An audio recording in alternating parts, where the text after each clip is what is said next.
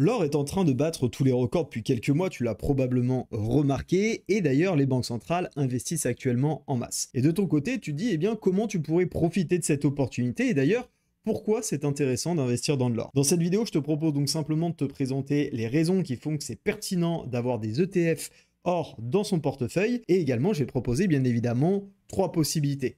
D'ailleurs, reste bien jusqu'à la fin car je te donnerai même une 4e option, un petit peu différente de ce qu'on a l'habitude de voir, pour être exposé au gold. Alors tout d'abord, eh bien, pourquoi l'or explose en 2025? L'or, c'est ce qu'on appelle un actif refuge. C'est un actif dans lequel on va souvent avoir les investisseurs et les grands acteurs du monde de l'économie et de l'investissement qui vont venir acheter ce type d'actifs dans des périodes d'incertitude ou bien de complications. Et en 2025, et d'ailleurs depuis quelques mois maintenant, l'économie mondiale est confrontée à de nombreux défis, que ce soit de l'inflation, des taux d'intérêt, on en reparle dans un instant, et ça a conduit sur ces derniers mois eh bien, les investisseurs, les opérateurs à se positionner sur le gold pour eh bien, tout simplement d'une part diversifier leur capital, chose qui est importante quand on investit sur le long terme, mais également pour se protéger des potentiels risques. Et ce qui est intéressant d'ailleurs avec l'or, eh bien, c'est qu'il est assez faiblement corrélé aux autres outils qu'on a l'habitude d'ajouter dans nos portefeuilles d'investissement, à savoir les actions et les obligations, ce qui en fait une valeur parfaite pour venir compléter un portefeuille, notamment pour ceux qui aimeraient avoir une partie plutôt sécuritaire. Alors pourquoi l'or explose ces derniers temps et pourquoi c'est intéressant d'essayer de se positionner? Parce qu'il y a ce contexte qui pèse et j'ai noté 4 raisons principales. Alors tout d'abord parce que les banques centrales achètent massivement. D'ailleurs, comme tu peux le voir sur ce graphique, elles ont acheté 483 tonnes d'or en seulement 6 mois, ce qui est clairement du jamais vu. Alors pourquoi elles le font? Tout simplement pour réduire leur dépendance au dollar et puis sécuriser leurs réserves face aux potentielles nouvelles incertitudes. Deuxièmement, les tensions géopolitiques avec les nombreux conflits internationaux, notamment le conflit Russie-Ukraine, mais également au Moyen-Orient, ce qui amène de la tension et de l'instabilité sur les marchés. Et dans ces situations, l'or, c'est vraiment la valeur refuge par excellence. Et souvent, vous pouvez regarder dans l'historique du gold, et bien quand on a des périodes comme ça de crise politique, économique, et bien souvent, le gold tire son épingle du jeu. Troisièmement, la baisse des taux d'intérêt anticipés. On le sait, on est plus ou moins sur un plafond, alors même si la BCE a déjà enclenché son processus de baisse des taux et que la Fed est plutôt dans une incertitude, l'or dans ces moments-là a tendance à être apprécié par les investisseurs, car certes, il ne rapporte pas d'intérêt, mais il permet bien de se protéger contre l'inflation d'une part, et on le voit d'ailleurs aux États-Unis actuellement, elle a repris de la vigueur, notamment depuis que Donald Trump est arrivé au pouvoir, mais aussi elle permet de se protéger contre la dévaluation monétaire, que ce soit contre le dollar, l'euro ou encore contre d'autres monnaies. Et je vous le disais, j'ai fait le parallèle lors de la baisse des taux, mais on a également donc une inflation qui est persistante, et l'or protège contre cette dévaluation. Donc le résultat de tout ça, c'est qu'on a une demande qui explose et on a des prix qui ne cessent de dépasser des nouveaux records. Quand on regarde ce graphique sur une vision plutôt long terme, avec une vision en mensuel, on voit ici toute la performance du gold et on voit à quel point des personnes qui auraient investi de manière régulière et en continu auraient pu profiter de toute cette performance. D'ailleurs, c'est ce que je vous invite à faire, notamment quand on investit dans des ETF qu'on va voir juste après, c'est d'investir de manière régulière, pas forcément tous les mois, mais une cadence définie que vous avez choisie à l'avance pour tout simplement, dès que c'est le moment, dès qu'on arrive, par exemple, pour mon cas, c'est tous les premiers du mois, j'investis dans mes ETF, et bien je sais que je me connecte. Ça peut être tous les trimestres, ça peut être tous les 2 mois, bref, c'est à vous d'en juger. On verra également un peu plus tard qu'il y a quelques facteurs qui peuvent influer sur cette prise de décision. En tout cas, on est sur un graphique ultra orienté à la hausse, on est proche des 3000 $. D'ailleurs, dites-moi en commentaire, vous pensez qu'il va finir jusqu'à où ce gold en 2025? Est-ce que d'ailleurs vous êtes plutôt optimiste, vous, de votre côté, ou vous êtes plutôt pessimiste? J'attends vos avis en commentaire, c'est toujours intéressant de pouvoir échanger là-dessus. Alors maintenant qu'on a vu les raisons de pourquoi le gold monte actuellement et son graphique, juste avant de parler des ETF, parlons de la différence entre ETF et ETC. Parce que par abus de langage, on va parler d'ETF Gold, mais en réalité, ce sont des ETC. C'est pour ça que vous le retrouverez bien sur vos brokers, sur la notion d'ETC et non d'ETF. La différence, c'est simplement que dans les ETF, on investit dans un panier d'actions. Là où sur les ETC, on achète de la matière physique. Alors pas nous, évidemment, mais en tout cas le fonds qui gère votre investissement, votre ETC en l'occurrence, puisque celui-ci est adossé à de la matière première physique, donc l'or dans notre exemple, et bien évidemment, celui-ci va suivre donc directement et au plus près le gold, sans les dividendes ni la gestion active. C'est vraiment de la réplication de la valeur du gold, contrairement donc aux ETF qui sont plus liés donc aux fluctuations des actions. Et ce qui m'amène d'ailleurs à vous alerter sur le point suivant, c'est que tout ce que je vais vous présenter ici, eh bien, n'est pas éligible au PEA, donc ne le cherchez pas sur vos PEA, pour la simple et bonne raison que les ETC ne sont pas des produits PEA. Les règles du PEA, c'est que 75% des actifs doivent être investis en actions européennes, excluant les matières premières et les ETF domiciliés hors de l'Union européenne.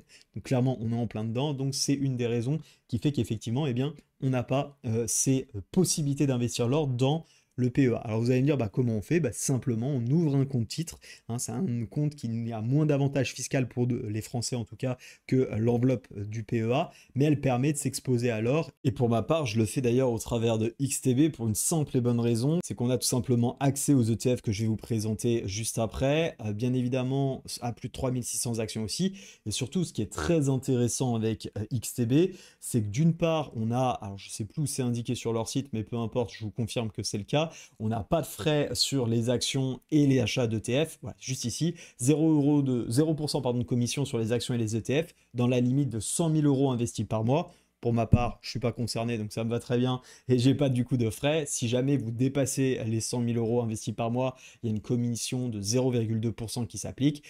Tout dépend de vos capacités, mais personnellement, je ne fais pas 100 000 euros de volume d'échange, en tout cas, dans l'investissement aujourd'hui. Donc ça, c'est vraiment un point important. Et le deuxième point important, c'est que quand on a de l'argent qui est déposé mais non investi, il travaille avec des intérêts qui sont proches de ceux du livret A, voire même supérieurs très souvent. Et donc, ça permet d'épargner aussi. Et si on estime qu'il n'y a pas d'opportunité d'investissement, de faire travailler son capital. Tous les ETF que je vais vous présenter sont disponibles dans eh bien, XTB. Et juste pour information, je vous ai mis un lien en description. Si vous passez par ce lien et que vous déposez minimum 500 euros, ce qui j'estime est vraiment un large minimum quand on souhaite débuter à investir, eh bien simplement sachez que vous aurez un compte démo qui vous est offert. Et en plus de ça, pour vous remercier de passer par le lien, je vous offrirai 1 heure de coaching.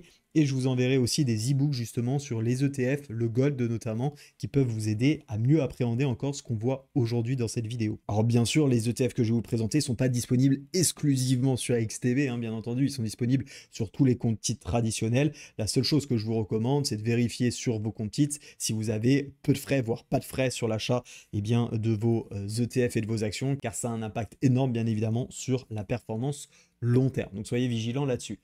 Passons maintenant donc aux différents ETF et on démarre avec le premier que je vous ai choisi. Le premier, c'est donc le Wisdom Tree Physical Gold. Vous m'excuserez pour cet anglais un petit peu moyen, je vous l'admets.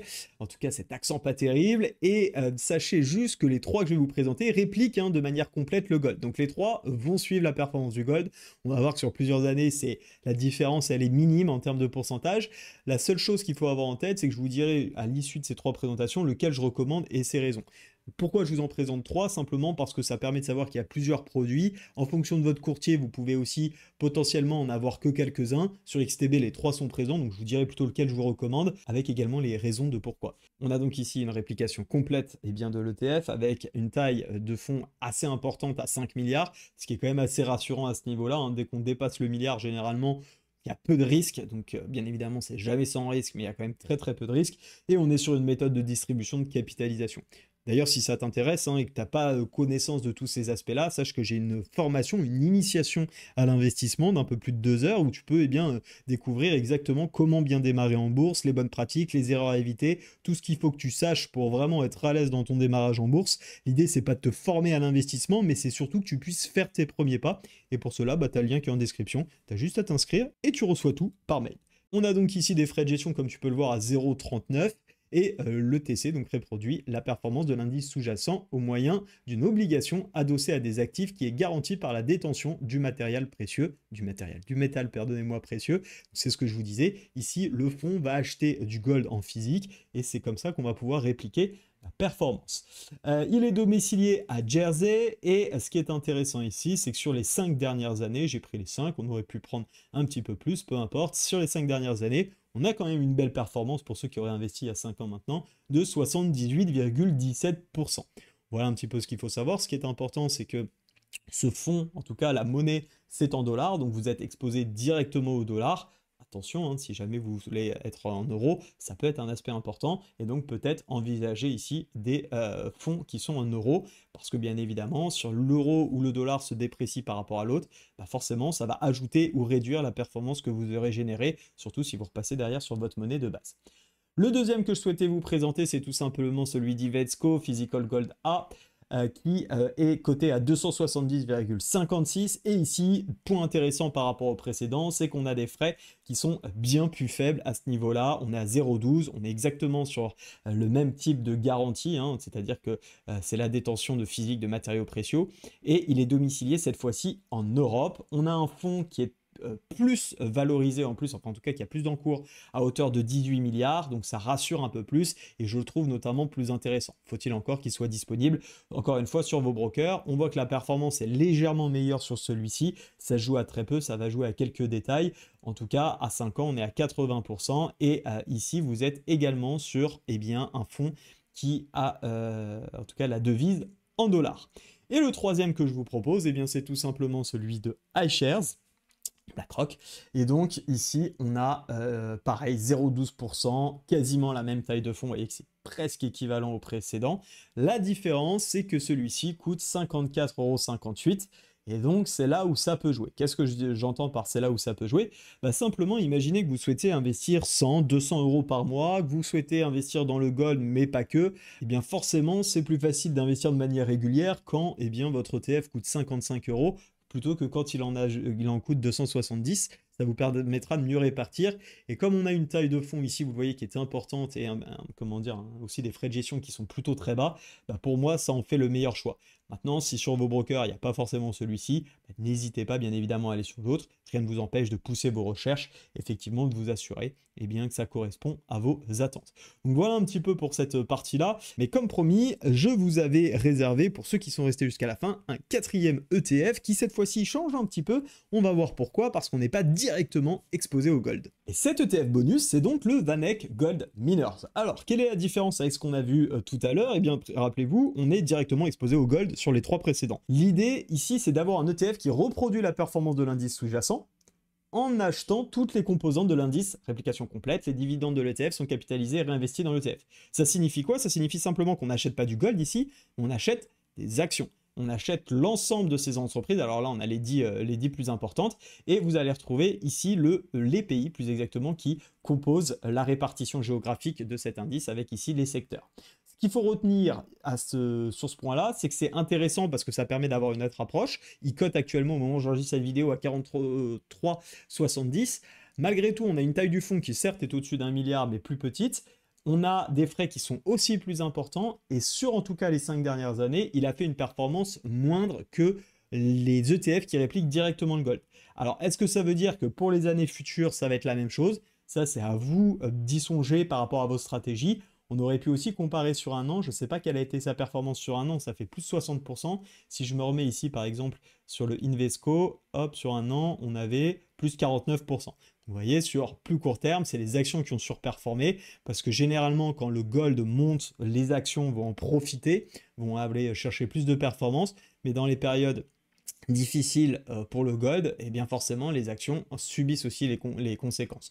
Donc c'est un juste équilibre à trouver, c'est à vous de réfléchir un peu comment vous voulez faire cela. Maintenant c'est intéressant de pouvoir par exemple, si vous souhaitez être à la fois sur le prix du gold et peut-être réduire l'exposition directement au gold mais avoir cette volatilité des actions, ça peut être intéressant de splitter par exemple votre investissement. Si vous avez aimé cette vidéo, je vous remercie par avance de mettre un beau like, ça permet de la faire connaître au plus grand nombre. Et si tu veux bien démarrer dans l'investissement, je te rappelle que tu as ma formation offerte que tu peux te procurer. Pour ma part, je te laisse avec une autre vidéo justement sur l'investissement en bourse. Je te dis à très vite. Ciao!